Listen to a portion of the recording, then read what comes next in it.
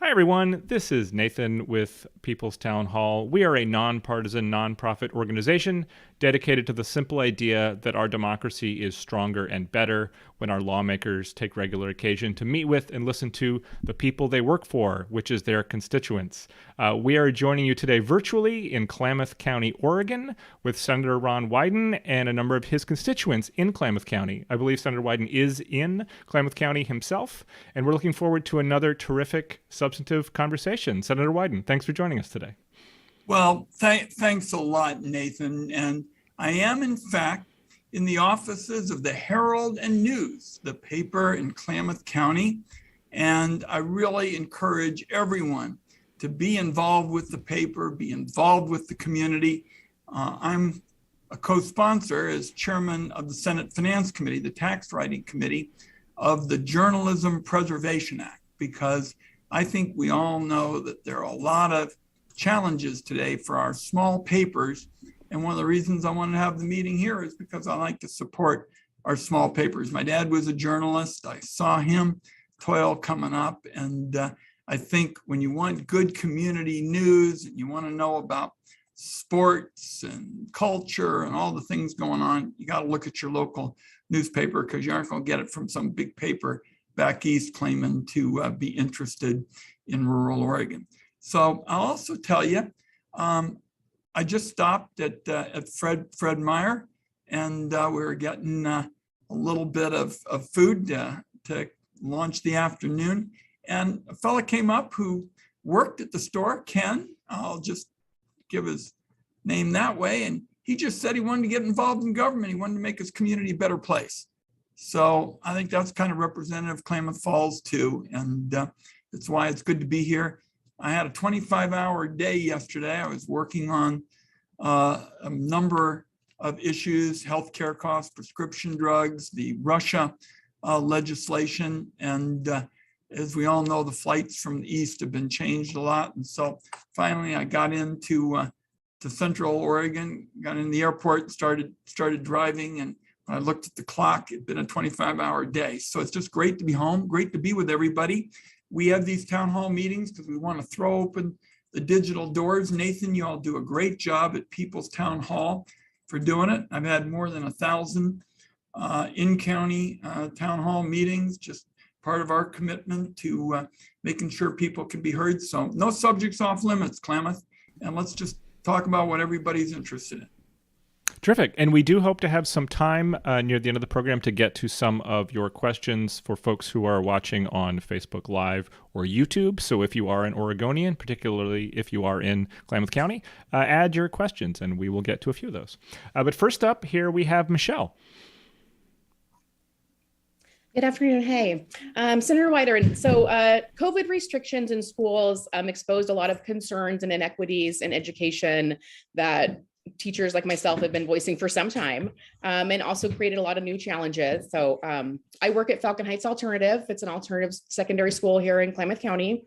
Our enrollment has almost doubled in the past 2 years, with students who are behind in credits for graduation, who really struggled with distance learning and fell even farther behind. And also with a lot of students who are experiencing significant mental health issues that are impacting their ability to attend school and even get in a school building or, be successful in that traditional school setting. So just a question about what you guys are doing at the federal level to support systemic changes in education and the inequities that we see. And also, some of these new challenges that have come up with COVID restrictions in the past couple of years.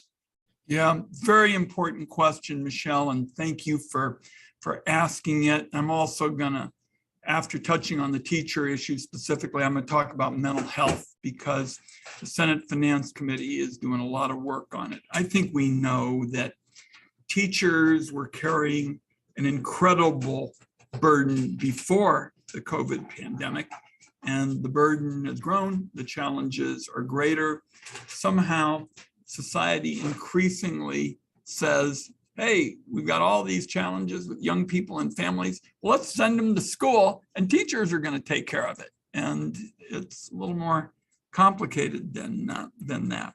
So first of all, in terms of resources, the Senate Finance Committee, which I chair, is really responsible for coming up with the funds to cover the various kinds of programs. So I'm really proud to have led the effort to help Oregon schools secure more than $1 billion in COVID relief funding. And we can talk a little bit about where it all goes and the like, but I think we know what it's all about. And that's not even counting my Secure Rural Schools legislation that I wrote, a number of years ago that's brought Oregon $3.5 billion for schools and roads and basic services. So clearly the funding is critical, but it's not just enough to take these big sums and say, okay, then we're done. The question is where it goes and how is it utilized in a cost-effective way. So a big part of that challenge, I think, is embodied in the Educators for America Act, which I've been a co-sponsor of, to target the educator workforce needs.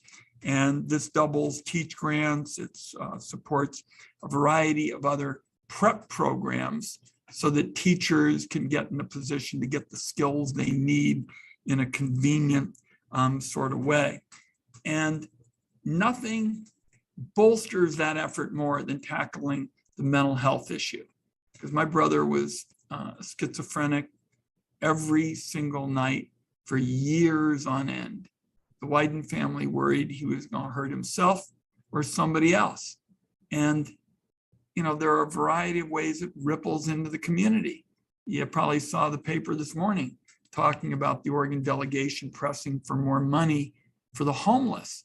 Klamath, that's a very serious homeless issue. We've got a lot of kids who are essentially homeless and they're couch surfing and the like, and that shows up at your school. So in addition to these educator-specific provisions, I want to make sure that we address a problem that the Surgeon General laid out pretty well. He came to our committee and he said, you should know that on average now, from the time a student begins to present that they have mental health problems to the time they get treatment is 11 years on the average. And a young man from Lapine High School,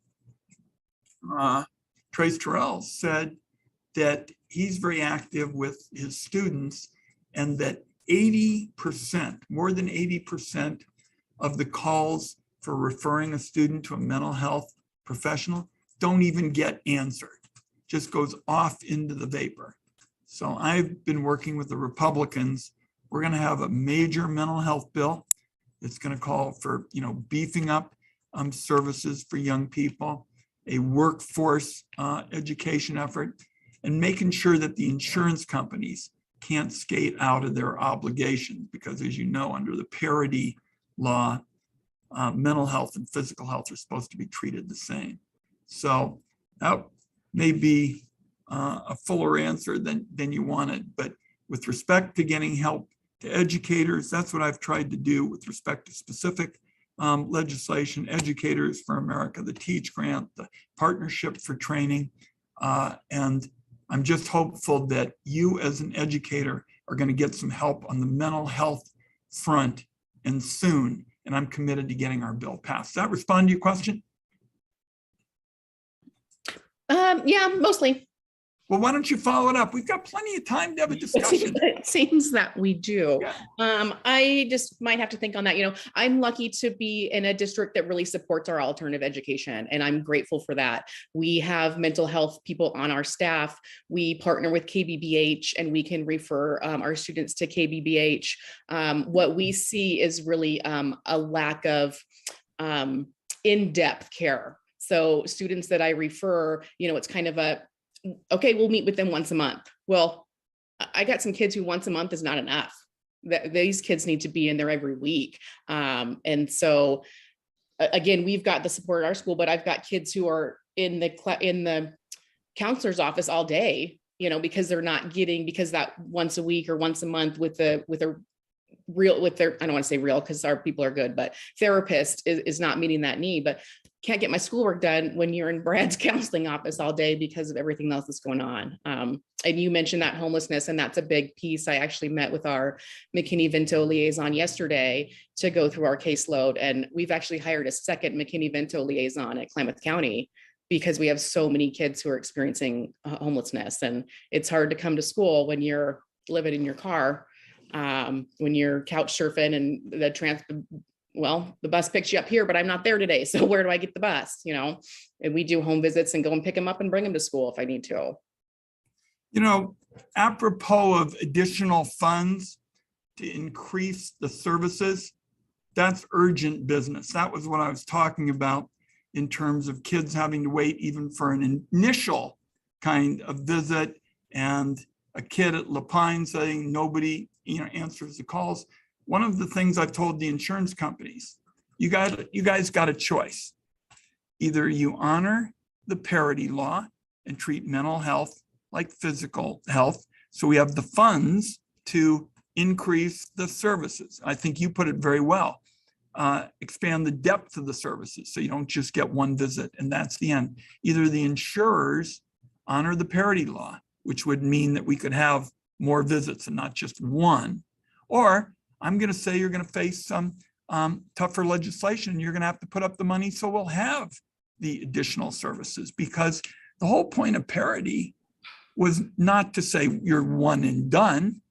That's not enough for kids who faced, big challenges. And we know during the pandemic, there were problems at home and distance learning and isolation. So I'm going to have Jacob Egler on my staff be in touch with you if you can just give us an email and a phone, because this issue of making sure that in mental health, it's not just one visit and done is going to be changed. Thank you. Very well said. Glad you're out there advocating for those young people.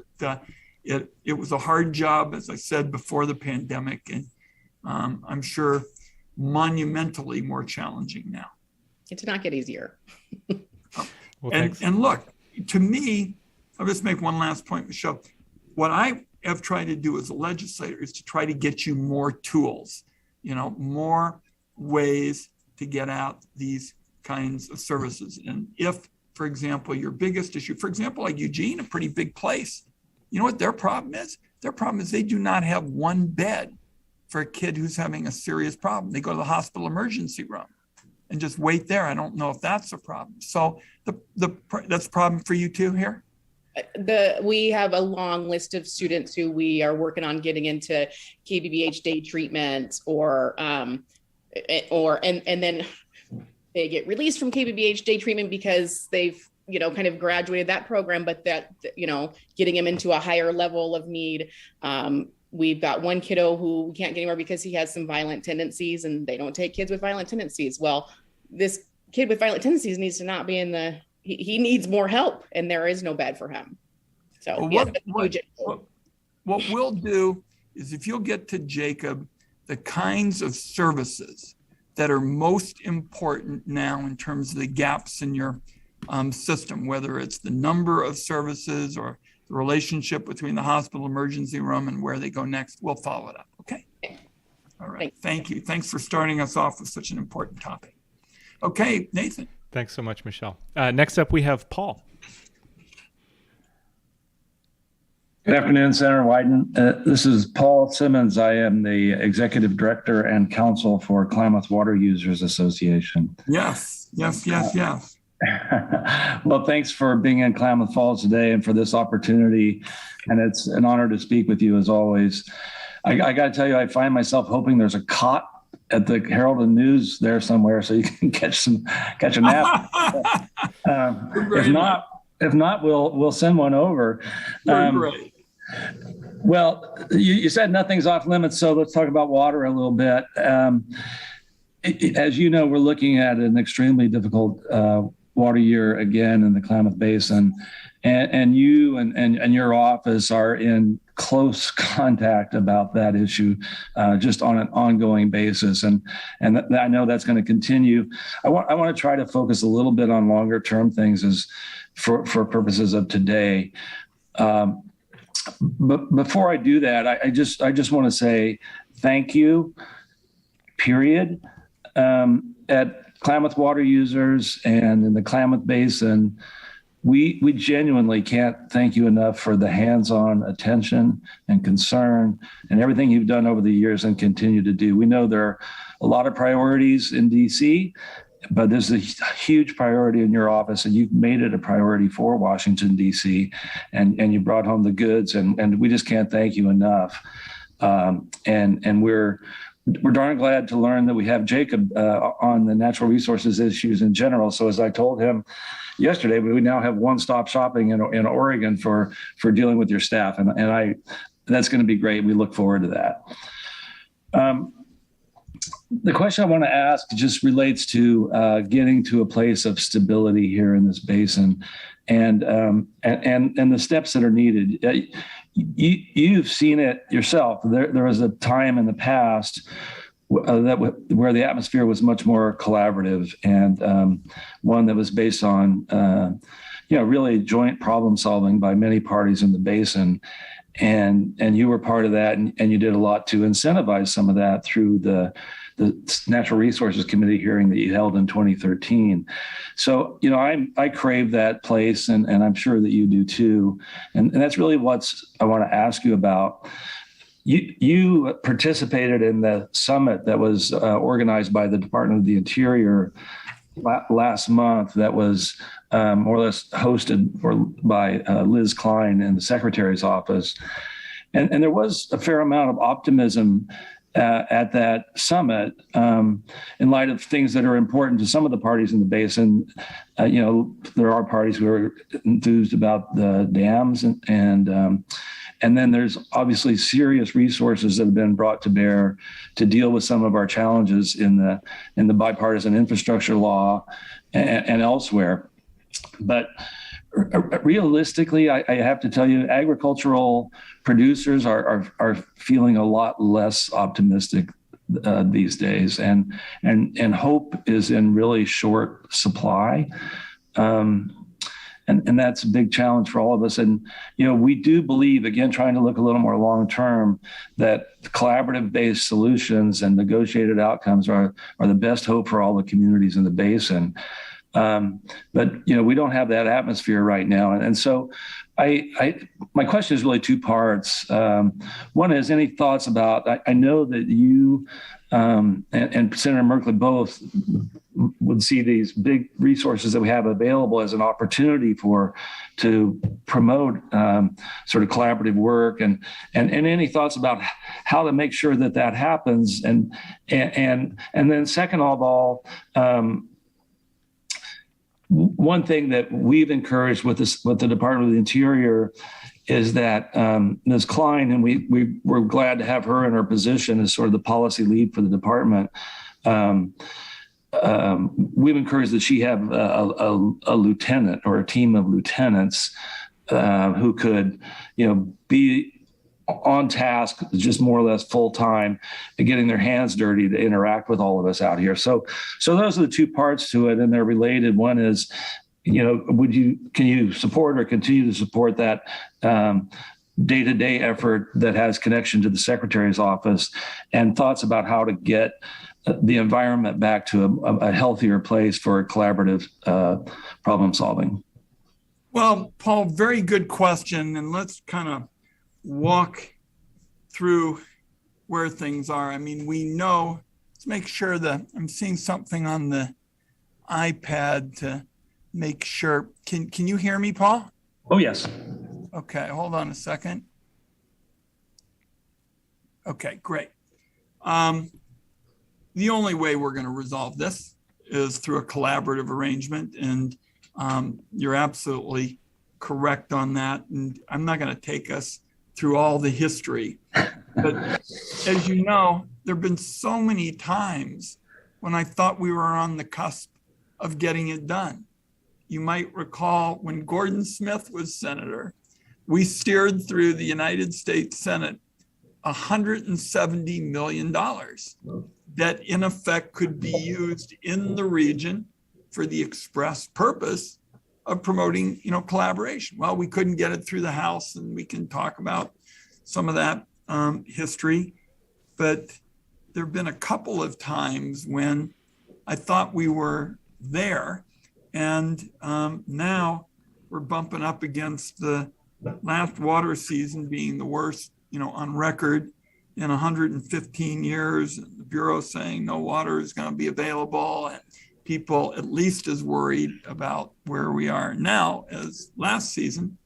And it really comes back to collaboration. So I want to start by saying that I'm glad the delegation, we all work together, really has produced record amount of financial assistance for the basin. And I can tick through it: the omnibus budget, $5.75 million for basin restoration work for fish hatcheries. You mentioned the bipartisan infrastructure bill, the money for piping and irrigation, and all of those things that relate to, nuts and bolts efforts to wring more out of scarce, water, help for farmers, tribes, the list goes on, the sucker fish, all that.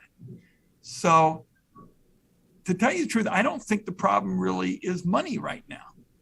I think the question is, how do you, as I mentioned in the beginning, finally kind of thread the needle and pull together a coalition? Now, the Senate has got Liz Klein and Camille Tootin on this now, right? We all agree on that. What would you think of the idea of you all taking this vast sum of money and giving to Senator Merkley and I, she's on the Appropriations Committee, I'm chairman of the Finance Committee, we know all that. Give us your sense of how that money, which has already been approved, could be best used for the kind of collaboration you're talking about. And then Senator Merkley and I will bring it to Ms. Tootin and Ms. Klein. I mean, there's got to be a way to break the ice here. And I know you're concerned about where we are on collaboration. You got me at hello on that proposition, because I think, you know, even when I was chairman of the Energy and Natural Resources Committee, we were still trying to push this rock up the hill. And I think it's just urgent business to get it done, because if it's as dry as it looks this year, we have a chance to use that money to promote the kind of collaboration you're talking about. And if you all want to, I'll put Jacob sitting at a table with you, all of you, and we can work on how the numbers play out, get your sense of how the money could be used in the best way to promote the collaboration that gets us to a solution. And we will take it, being 100% of your United States senators, Senator Merkley and I, will take it to Ms. Tootin and Ms. Klein and say, can we work with this? Can we, in other words, they'll want to weigh in and more of this, more of that, but I'd like to jumpstart a new collaborative effort. Thank you, Senator. And offer accepted. We'd love to do that. All right. Well, I think Jacob's here. Jacob, you heard what water users are interested in, what we're interested in, and it's another way to approach the collaboration issue, because we know in the past we've had to spend all our time just trying to make the financial requests and the like. Well, good work, Paul. You guys did it. And I like to think Senator Merkley and I, were constructive partners with you. Now that we have the money, why don't we say, let's get everybody's ideas about how it could best be used for the collaboration you're talking about, and we as your senators will present it to the agencies. Thank you, sir. Great. All right. Anything else you want to cover? I know anybody who's listening is following the basin knows that this is going to be a really, really tough year. It's a pretty day out, and we were driving over, but I know we're going to have a lot of really hot days and a lot of really dry days. So we got our work cut out for us. Well, Jacob has heard the whole exchange. And tell your people, call them nights and weekends, and I'm available to talk to y'all too. Thank you very much. Thanks for joining us, Paul. Next up, we have Ron Crete. Senator Wyden, thanks for today. It's good to see you here, and you're sitting in the Herald and News.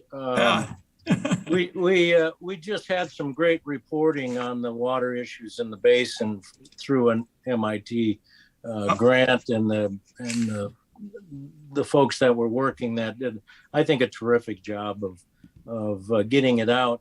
My background has been in conservation and biology. I've got 50 years of taking vital signs on the planet here.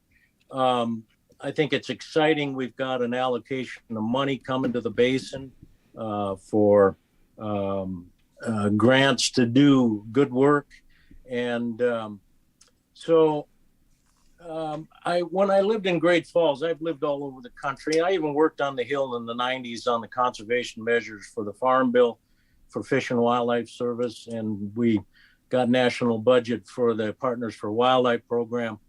I worked the black-footed ferret recovery in the Rocky Mountains, and that was all collaborative work, or we got nothing done.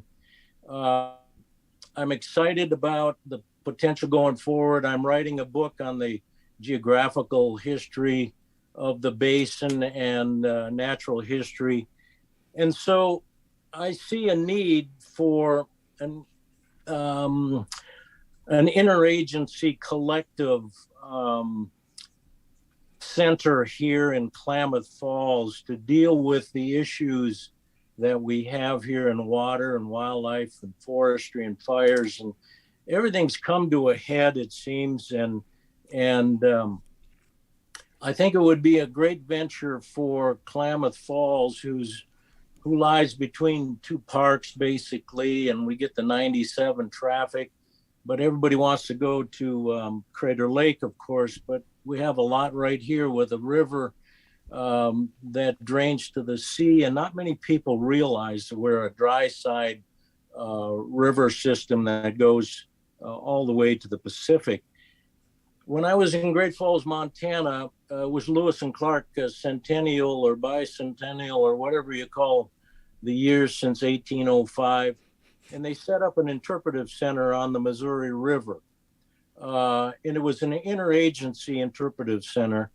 I'm wondering if it's not prime time right now in Klamath Falls to establish an interagency information transfer center and communication facility where we can talk about the issues, and we can do what Paul has talked about with the water users in the community.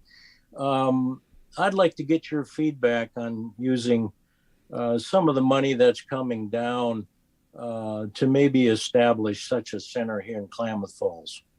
Ron, let me make sure I understand what you're talking about, because what Paul is talking about sounds a little different.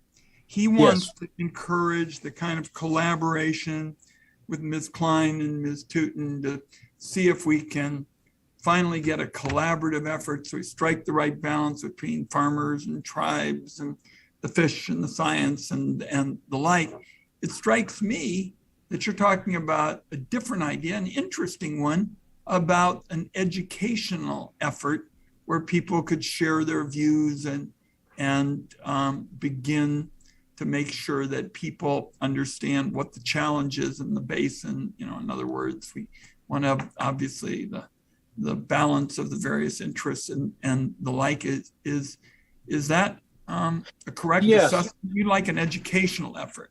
Yeah, I understand the collaborative effort, the effort that went into Washington and died in there some years ago. There is a ton of literature and information and history and biology and pictures and dynamics of groundwater, et cetera, that's out there. I've been digging in. I'm in a room full of books, I mean, waist high, and I'm sorting through this for a historical geography perspective here. Well, my community does not have access to that, nor do they want to wade through it. I'm a retired conservation biologist. I've been a civil servant all my life. And it seems my degree in education would also say that if we don't begin to expose the public to some accessible information of the big pile of stuff we have, that they can go home and think about, how do we want to contribute? What's our options for the future, which will be a segment of my book. There's some opportunities, folks. We need to rethink this. And the idea of an interpretive center where the agencies contribute to an educational format and arenas where we can gather, and I can talk to Paul instead of writing op-ed pieces that are au contraire. We can begin the communication. The Black-Footed Fair program went from Canada to Mexico, and I was the only ground pounder on the east side of the Rocky Mountains to carry that message. I know that there's enough information that this community that is now wondering, what side do I get on, could have a place where they get in the middle of it and not have to pick a side, but try to get enough information to themselves as they would for voting or anything else to say, this is what we need to do. This is where we need to go. Ron, let's do this. The U.S. Fish and Wildlife Service is probably the point agency for these kinds of educational efforts and they're taking proposals for dollars. And it doesn't sound to me like you're talking about some bank breaking kind of effort. You want an educational effort for people to be able to participate in the issues. And if you'll give Jacob a call so he really understands what you're thinking about, you can get something in. And I like the idea of educational efforts, and maybe the schools in Klamath County would participate and students could do projects. It sounds interesting, and let me under promise, and we'll work with you. But I like the idea of an educational effort. Thank you. Thank you, Senator. Great. Thanks for joining us, Ron. Next up via phone, I think we have Bob from Merrill. Bob Gasser you're talking about? Bob Gasser, yeah. Welcome. Hey, very Bob. good. Oh my goodness. This is Bob. This is like memory lane. We've been toiling on this longest running battle since the Trojan War. Yeah, that's sad to say, but that's what's been going on. So All right. Did you help? Did Bob, did you hear what Paul said a little bit about collaboration 5.0 or whatever we're going to call it? We've had so many efforts on this, and this idea of trying a new approach with the collaboration side, because we do have the dollars, and now we got to make sure that it addresses what you're talking about. Did you hear what Paul said? Bob, did we lose you?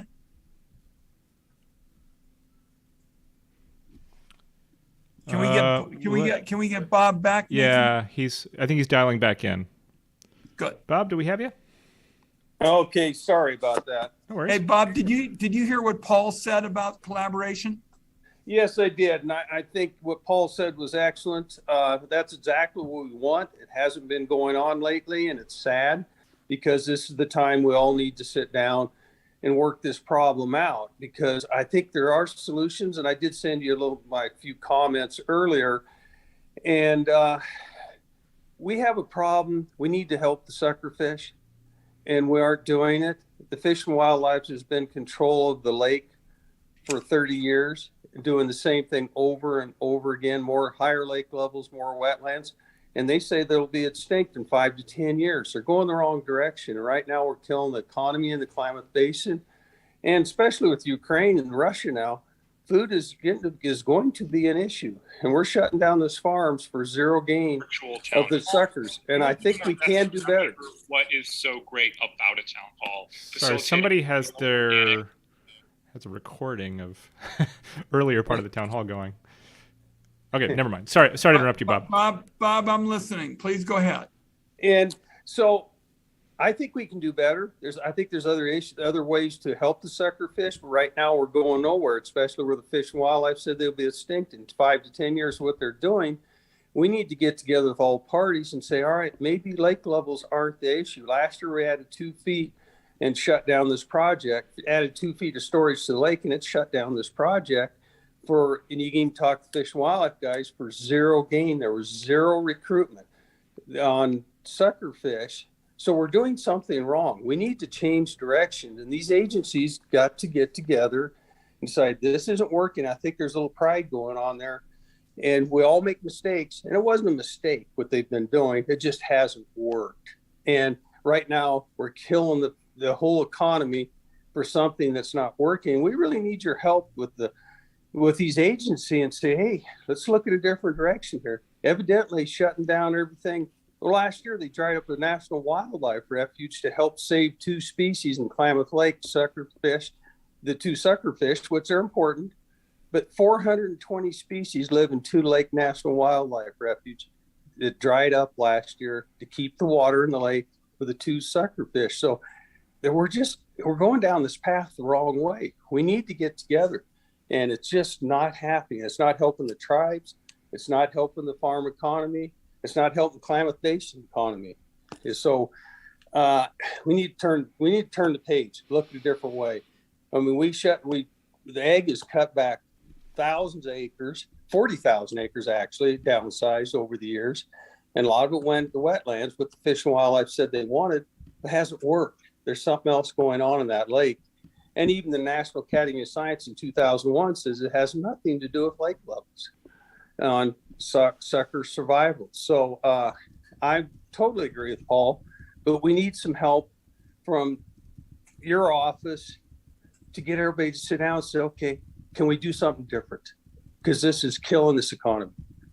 Well, Bob, let's take what Paul and I talked about and bring you into this, because I think what Paul and I were talking about was exactly a way to get at issues where there's been past efforts and it hasn't accomplished what we needed to do. And we want to see how you have collaboration going forward. So to back it up specifically on this, Senator Merkley and I got $162 million for fishery restoration in the bipartisan infrastructure bill.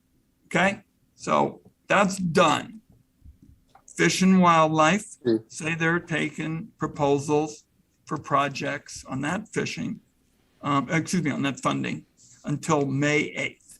So this is the funding that if we can collaborate on an approach that the region likes, we could, just as you said, help the farmers and the tribes and the fish and the like. I mean, in other words, accomplish these objectives that we've had for so many years. So if you're willing, I think the ground Paul and I just kind of went over 10, 15 minutes ago really lends itself exactly to the fishery issue. Senator Merkley and I got the money. That's our job. You know, I don't pretend, you know, my background is working with the senior citizens. I spent a big part of the week trying to help them get some prescription drug help and trying to make sure the taxpayers of Klamath County aren't subsidizing the Russian war machine. And we'll talk about that. And I came in knowing that collaboration is always what's on our mind. And you and I have been pushing that rock up the hill for a long time. Now we've got the money. Now we're in a position to come up with approaches that people think are collaborative, and then talk to the agencies and say, this is what the region said they wanted. Your two United States senators are giving it to the agencies, and they don't like this, but they like that. But you go back and forth and get some progress. Is that acceptable? Yes, but we need your help. Yes, I'm volunteering. No. I'm talking about something a little different. Yeah. Some of the parties, for whatever reason, do not want to sit down and talk now. Maybe they think things are going to get better down the road or whatever. Okay. That's our issue. There's some parties are not willing to sit, and that's where we need your office's help to get all the children together and get along and try to make something happen. Here's what I'm going to do. I'm going to have our staff follow up, and Jacob and our folks with everybody. But I think this is not, from a collaboration standpoint, this is not much different than the time when everybody was in my office and I was the chairman and we came so darn close. I'm going to say, guys, in a lot of ways, we're now in a position to finally accomplish this. Usually you and I are out there struggling for resources, trying to get it. We now got the resources. So the question is, can we come up with some ideas that make for a good collaboration? Senator Merkley and I would then go to the agencies and say, this is what people at home think will actually get this job done, and we'll collaborate. And then we go back and forth until we get this done. I mean, normally when I come in, everybody asks me questions. They say, Ron, you've been a good guy and we appreciate your help. See if you can get us money for this and this and this and this and this. We've got the money now. Now we got to do is get the job done and collaborate. You know, one thing, I appreciate that because we want the money to solve the problem. People are tired of getting handouts instead of farming. And that's the bottom line. We need to solve it so we can go back to work. Got it. So appreciate it. Thank you, Senator. All right. And I'm going to get on this very quickly. We're not going to take 6 months. You know, I'll be going back to DC after a couple more days of meetings and the like. And then Jacob and I'll get with Senator Merkley and the delegation, and we'll pursue this idea, because I think, Kevin, the money now and then trying to figure out how it can actually get us the results we want is a different place than we've been. I'm actually, other than the time, and you'll recall this because you and I have memories of this, other than the time Gordon Smith and I got the money from the Senate, the 170 million, and we couldn't get it through the House, we've never even been close. Now we've got the money signed into law. So darn it, we got to follow up and get this done right. Make good use out of it. Thank you. Thank you. Thanks for joining us today, Bob. Thank you. Next up, we have Diane. Dan, you're welcome to unmute. Yes. Senator Wyden, I was born and raised here, and we had a great education. We moved away. I came back to take care of my parents, and they're now resting in the cemetery out here in Klamath County. And when I left, we had a pretty good little town with lumber mills. That's how my husband started making his money. When I came back, I was shocked at how poor Klamath County had become. And so now I'm reading in the paper that millions of federal dollars have been awarded to Klamath County from various stimulus programs. And I know that you and Senator Merkley have championed and shepherded it through the Congress. I'm so grateful for this. But sometimes I think that, I know you have town halls, I know you're at the Herald and News right now, but sometimes I think that a lot of people think this money just fell out of the sky. And it's because of you and your delegation. And I'd like to see what your thoughts are on remedying that. People really don't understand. The majority of people don't really understand how this needed money is coming to Klamath County. And actually, I want to thank you for doing it. Yeah. Well, thank you for being part of the town hall on a pretty day. I mean, the reason I do all these town meetings is because we're so far from Washington, D.C. You know, you were talking about your roots here and you came back, and I'm glad you did. As you know, for a lot of people in Oregon, not just in Klamath County, but everywhere, Washington, D.C. might as well be Mars for all the connection it has to them. And so that's why you heard me talking to Paul and Bob and talking about the basin, because this is an area where there's been federal policy for many, many years, going back to the days when you were here originally and then, went away. And what I'm trying to do in kind of coming to town today and been in Fred Meyer and just getting out and about is to say, I don't think the issue right now is more money. I think the issue is me getting with Senator Merkley, because we work together on this. He's on the Appropriations Committee. I'm chairman of the Senate Finance Committee that raises the money. What we need to do is say this is a unique opportunity.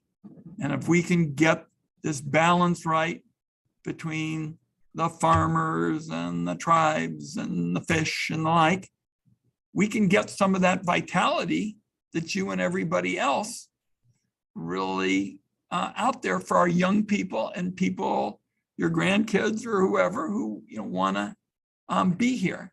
But I'll just tell you, my philosophy is to say every federal dollar has got to be spent in the most efficient way possible. Let me give you an example of what I was working on through this 25-hour day. Right now, if an American business is operating in Russia and they pay taxes to the Russian government, they get foreign tax credits, which means you in Klamath Falls and anybody in Chicago or in Florida and everywhere else, you are subsidizing the Russian war machine. And if we're concerned about efforts to deal, and I was there when President Zelensky was speaking, ma'am, and I'm telling you, a good part of the Congress was crying as he spoke. I mean, physically, the tears coming down his face. I mean, this is a very, very difficult, time. And when I go back, I'm going to be making sure that Putin has the toughest economic consequences in a generation. We're going to take away the trade breaks from them. So message sent. And I appreciate your saying, we got to make sure. My mother always used to say, mother went to college, got a master's degree when no woman got a master's degree, could get one. She said, Ron, whenever y'all are working on this stuff in the Congress, take out a sharp pencil, dear. Take out a sharp pencil, because people are going to want to know if it adds up. And apropos of the two things you and I just covered, the basin, where the issue right now is not more money. We do not need more money, as far as I can tell. And Paul and Bob didn't say, as is often be the case, we got to get money for this and this and this. We don't need more money. We need to make sure that we have a kind of team Klamath, the farmers and the tribes and the people who are knowledgeable about fishing. And that's what I've been talking about. And God bless that you're willing on a pretty day to come out and educate your legislators. Thank you. Thank you. I do have one comment about the tribe. Please. Yeah. I talked to, and all the talk about the suckerfish. I have a really good friend who's in the tribe, and the tribe, she told me that now that the money's come down, we have a Cadillac car, but we don't have the keys to it regarding the money, but no answers. So I thought that was appropriate. Yeah. An appropriate analogy. Yeah. I mean, I think everybody feels, I described it a bit ago, maybe it was when Paul was talking, that this has been the longest running battle since the Trojan War. And I remember when Senator Smith, my good friend, he and I were partners, and Oregon said there's one Democrat and one Republican, and they like each other and they're working together. We got the money out of the United States Senate, $170 million for the collaboration, and we just couldn't get it through the House. So this time we got the money. So I think whether it's farmers or tribes or people who are interested in fishing, everybody is saying the same thing, whether it's unlocking the car or whatever analogy you want to use. We got to get results, and that's what I'm committed to doing. Now's the time. Thank you.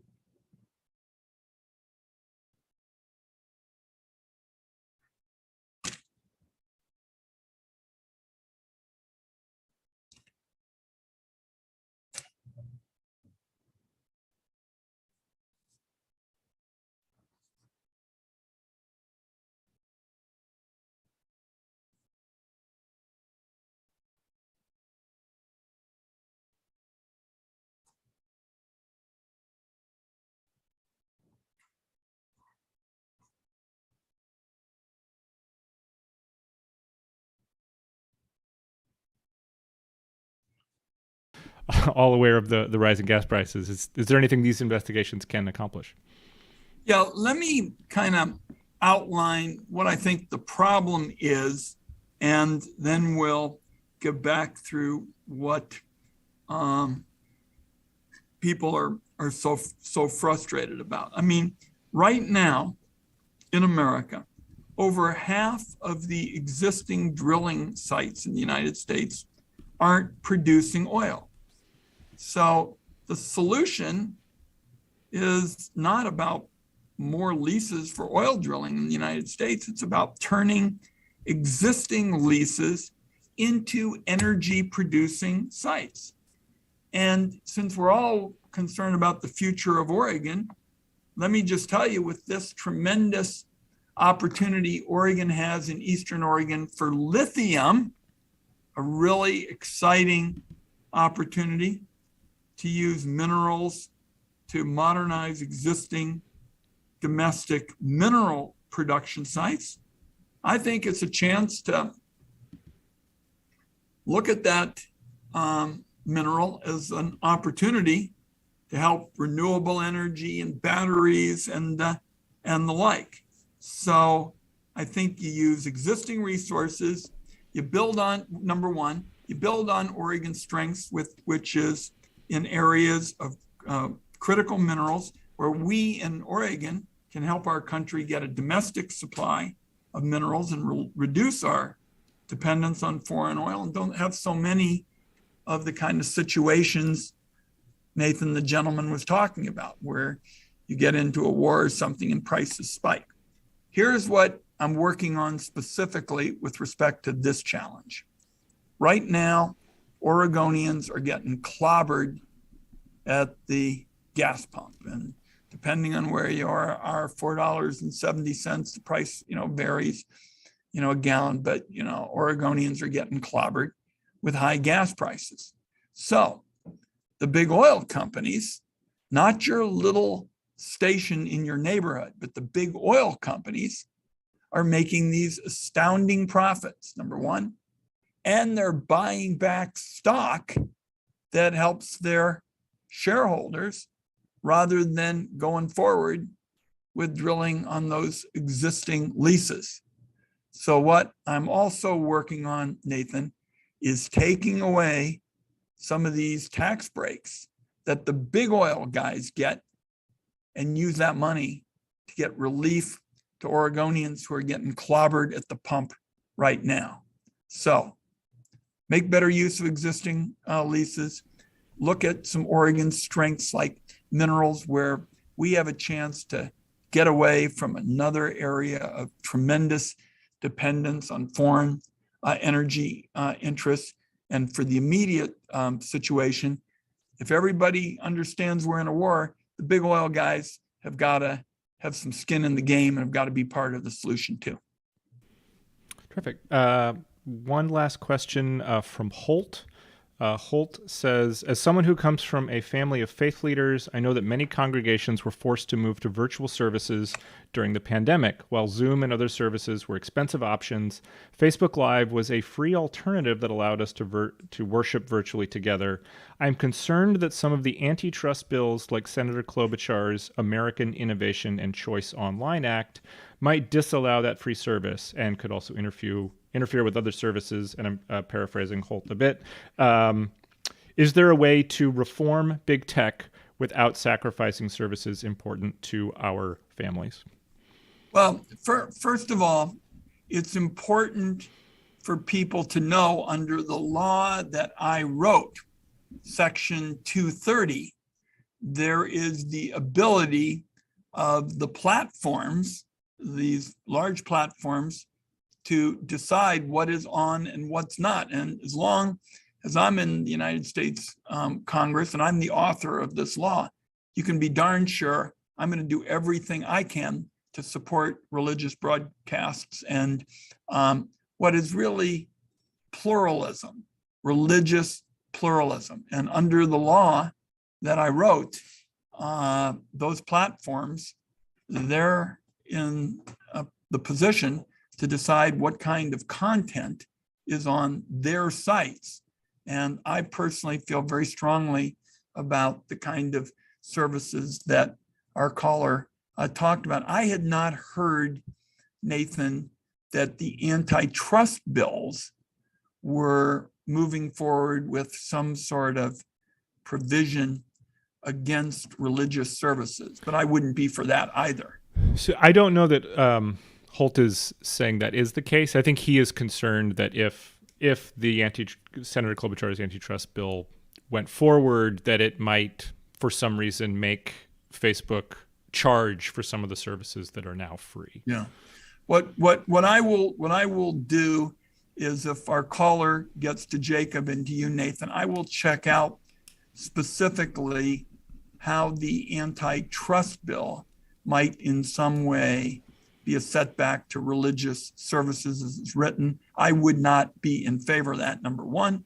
And number two, under the sort of principal law that has been the lodestar, for the internet, I'm the author of it, Section 230, with then Congressman Chris Cox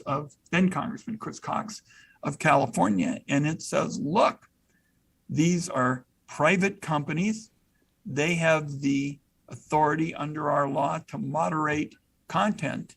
And you can be sure I'm going to push very hard to make sure that they are not using that provision to make it harder to have programming that reflects one of the great beauties of our country, which is, religious pluralism. By the way, this is one of the things we've got that Putin doesn't have either. You might have seen, folks, over the news that Putin is being very critical of Zelensky and the Ukrainians and calling Zelensky a neo-Nazi. Well, that's a little far-fetched since he's a Jewish, fella, and there's no evidence that he is. And, part of what we've tried to do in our laws is also say that, communications, particularly with the platforms, should be encouraging all voices. You have a conservative platform, go forward with that. You have a liberal platform, go forward with that. It's to have a wide expanse of voices for the American people to make their own choices and preferences about it. Great. Well, thanks for the question, Holt. Thanks for everyone who joined us on Facebook and YouTube and everyone here live on the video call. We will be back with you at 4:30 p.m. today in Jackson County. But until then, Senator Wyden, any final word for folks? Yeah, I'm going to make sure, because there were such good questions, there wasn't a bad question in the House, that I spare you all any big closing address and just say thank you, thank you, thank you. I literally was struck coming in to Klamath County how a young fella at the Fred Meyer came up to me and said he wanted to be involved in government and he wanted to do more for the community. And then I'm sitting right now in the Herald and News, a newspaper that's constantly trying to do good things. And that's why I'm chairman of the Senate Finance Committee and working on something that's relevant to them, the Journalism Preservation Act, because I'm worried that our little papers, the community papers, won't survive all this consolidation and all these monopolies. So Klamath, once again, great job.